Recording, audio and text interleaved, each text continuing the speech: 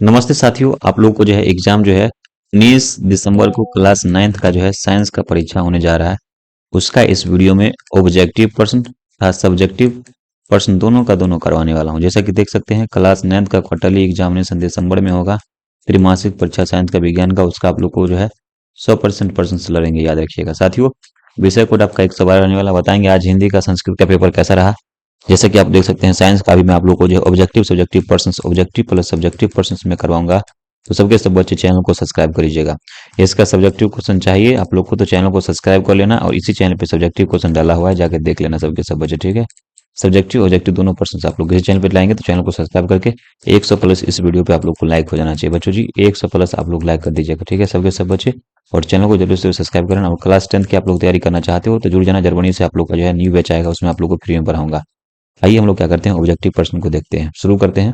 देखिए जल्दी से आप लोग शेयर कर देना। खंड यहाँ पे और है प्रश्न संख्या 1 से लेकर 70 तक ऑब्जेक्टिव वस्तुनिष्ठ प्रश्न, जिसमें से 40 प्रश्नों का आप लोग को उत्तर करना होगा। देखिए 40 वो प्रश्न का आप लोग को उत्तर करना होगा, ठीक है। आइए देखते हैं पहला प्रश्न। देखिए ये रहा, ऊर्जा का ऐसा मात्रक क्या होता है। यहाँ से एम्पियर है, कैंडेला है, मोल है, जूल है। तो यहाँ से ऊर्जा का ऐसा मात्रक जूल हो जाएगा। 1 नंबर प्रश्न का आंसर डी हो जाएगा, ठीक है। प्रश्न संख्या 2 है, निम्नलिखित में से कौन आधारी राशि है। तो यहाँ से समय आपका आधारी राशि। 2 नंबर प्रश्न का उत्तर सी हो जाएगा। See the correct, see the right answer होगा, ठीक है।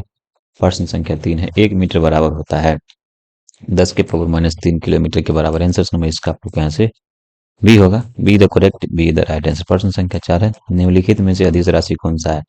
अदिश राशि तो यहाँ से चाल आपका अदिश राशि हो जाएगा। प्रश्न संख्या 4 है, इसका आंसर आप लोग को डी हो जाएगा, ठीक है। 5 नंबर प्रश्न है, त्वरण का ऐसा मात्रक क्या होता है। तो त्वरण का ऐसा मात्रक मीटर पर सेकंड स्क्वायर होता है। प्रश्न संख्या 5 आंसर सी हो जाएगा, ठीक है।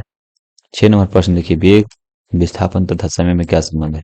तो वेग बराबर क्या होता है, तो विस्थापन बटा समय होता है। आंसर क्या हो जाएगा, आंसर से यहाँ से आप लोग को 6 नंबर प्रश्न का उत्तर यहाँ से आप लोग को ए निकल के आ जाएगा, ठीक है। चलिए तो साथियों हम लोग बढ़ते हैं। जैसा कि आप सभी के सभी बच्चे देख सकते हैं, वीडियो को जरूर से आप लोग शेयर कर लीजिएगा। वीडियो को आप लोग शेयर नहीं करते हैं तो सबके सब बच्चे जरूर जरूर वीडियो को शेयर कर लीजिएगा, ठीक है। आइए नेक्स्ट प्रश्न कह रहा है 7 नंबर, किसी एम द्रव्यमान की वस्तु का वेग भी है तो उसका संवेग क्या होगा। संवेग बराबर द्रव्यमान गुने वेग वेग होता है। तो प्रश्न संख्या 7 का आंसर सी हो जाएगा, ठीक है। 8 नंबर है, पृथ्वी के केंद्र पर गुरुत्व त्वरण का मान क्या होता है। तो पृथ्वी के केंद्र पर गुरुत्व त्वरण का मान 8 नंबर प्रश्न का आंसर शून्य होता है। आंसर से ए हो जाएगा, ठीक है। 9 नंबर प्रश्न से घनत्व का ऐसा मतलब क्या होता है, केजी पर मीटर क्यूब होता है। आंसर नंबर यहाँ से 9 का सी हो जाएगा। 10 नंबर, किस ताप पर पानी का घनत्व सबसे महत्वपूर्ण होता है। तो 4 डिग्री सेल्सियस पर पानी का घनत्व सबसे अधिक होता है। तो प्रश्न संख्या 10 है, इसका आंसर ए हो जाएगा, ठीक है। 11 नंबर देखिए, संपीड़ित कमानी में धारता ऊर्जा क्या होता है। धनी ऊर्जा, गतिज ऊर्जा, स्थित क्या हो जाएगा, स्थित ऊर्जा। इसका आंसर से 11 नंबर प्रश्न का आंसर हो जाएगा। आप लोग यदि इस प्रश्न को देखे जाते हो तो आप लोग को 100% आप लोग को ये प्रश्न में से आप लोग को लड़ने की पूरी संभावना है, ठीक है। आइए 12 नंबर प्रश्न है, पृथ्वी तल से h ऊंचाई तथा m द्रव्यमान की वस्तु की जैसे स्थितिज ऊर्जा कितना होगा, mgh। आंसर नंबर 12 का आप लोग को सी हो जाएगा, ठीक है। आइए 13 नंबर, कार्य कैसा मतलब क्या हो जाएगा साथियों। ये तुम्हारा जो है कार्य कैसा मतलब जूल होता है ना। तो प्रश्न संख्या 13 है, इसका उत्तर क्या हो जाएगा, इसका उत्तर गुरुजी बी होगा। Be the correct, be the right answer हो जाएगा, ठीक है। सबके सब बच्चे वीडियो को लगातार शेयर करते रहिएगा। नेक्स्ट प्रश्न करें, निम्नलिखित में से कौन तरंग दैर्ध्य का ऐसा मात्रक है। तो मीटर तरंग दैर्ध्य का ऐसा मात्रक है। 14 नंबर प्रश्न का आंसर ए हो जाएगा।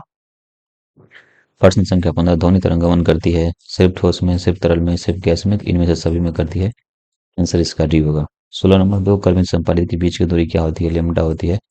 प्रश्न संख्या 16 आंसर नंबर सी हो जाएगा, ठीक है। 17 नंबर प्रश्न देखिए, संवेग पी और गतिज ऊर्जा के में क्या संबंध है। के बराबर पी स्क्वायर बटा 2 m। आंसर नंबर इसका आप लोग को सी हो जाएगा, ठीक है।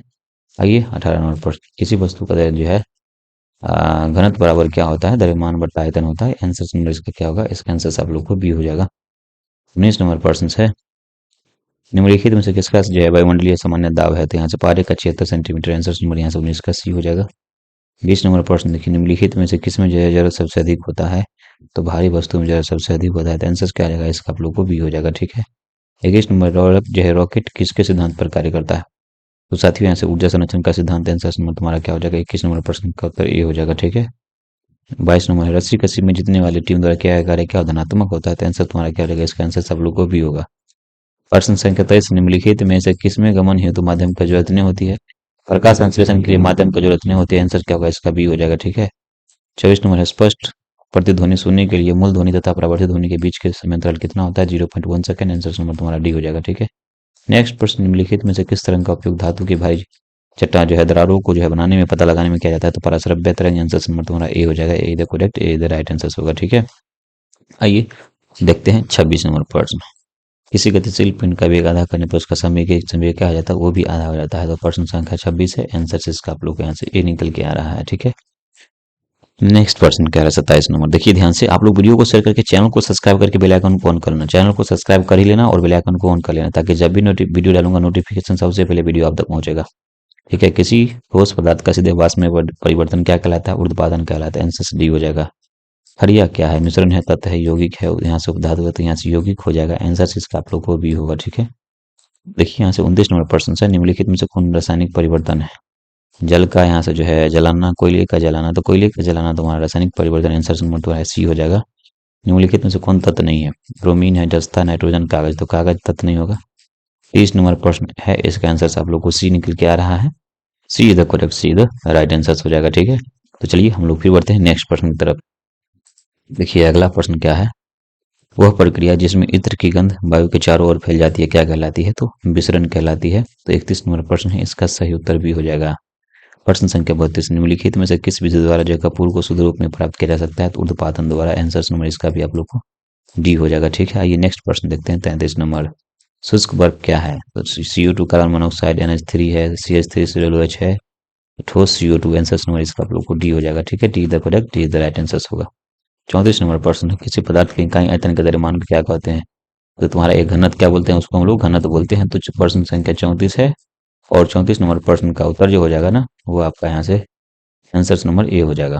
प्रश्न संख्या 35 है, निम्नलिखित में से कौन एक उत्पादित पदार्थ नहीं है, तो यहाँ से आप लोग को आयोडीन है, नौसादा है, कर्पूर, इसका जल हो जाएगा। क्या हो जाएगा, जल। आंसर नंबर डी हो जाएगा।